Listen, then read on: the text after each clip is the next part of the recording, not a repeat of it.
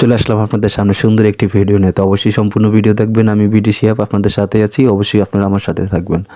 তো ভোলাকিতে আয়োজিত ভোলা নৌবাহিনী কোস্টগার্ড একটা রেস্টুরেন্ট এবং রিসোর্ট দিয়েছে পর্যটক কেন্দ্রদের জন্য।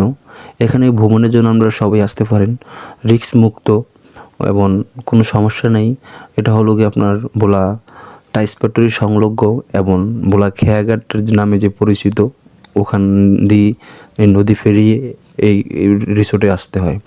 তো এখানে দেখেন যে নৌবাহিনীর যেসব দৃশ্যগুলো আছে এখানে সবগুলো ফুটিয়ে ধরেছে।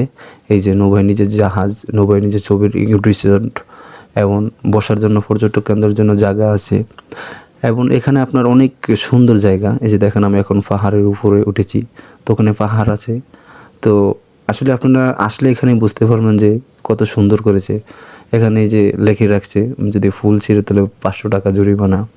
এখন আমি পাহাড়ের উপর দিয়ে এসেছি, তো ওই যে পিছনে দেখা যায় আমার যে একটা আম গাছের বাগান আছে, এখানে আরও বিভিন্ন ধরনের বাগান আছে। এখানে আপনি অনেক কিছু কিনতে পাবেন এবং দেখতে পাবেন। তো দেখেন এই যে আইলেভটিসিস লাগছে, পাশে একটা নদী আছে। তো আমার পিছনে 2টা আপু আছে, ওনাদেরকে বলছি যে আপু আপনারা একটু এই পাশে আসেন, আমি একটু ভিডিওটা করে তারপর গেলে আপনারা আবার ছবি তুলেন।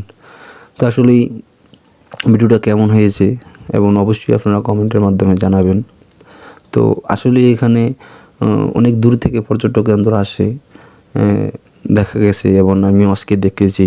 তো আপনারা চাইলে এখানে আসতে পারেন ঘোরার জন্য। এবং এই যে দেখুন এখানে আপনারা চাইলে এখানে ওনাদের কাছ থেকে কী কী কিনতে পারবেন সেই চার্টশিট দেওয়া আছে। তো চলুন আরও সামনের দিকে আরও সুন্দর সুন্দর কিছু দৃশ্য আসে, সেটা আপনাদের সামনে একটু দেখাই।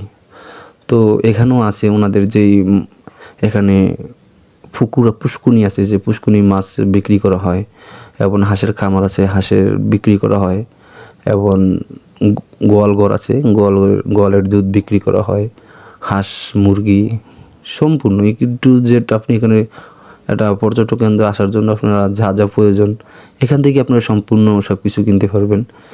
এখানেই আপনারা বয়োজনের আয়োজন করতে পারেন। তো সবাই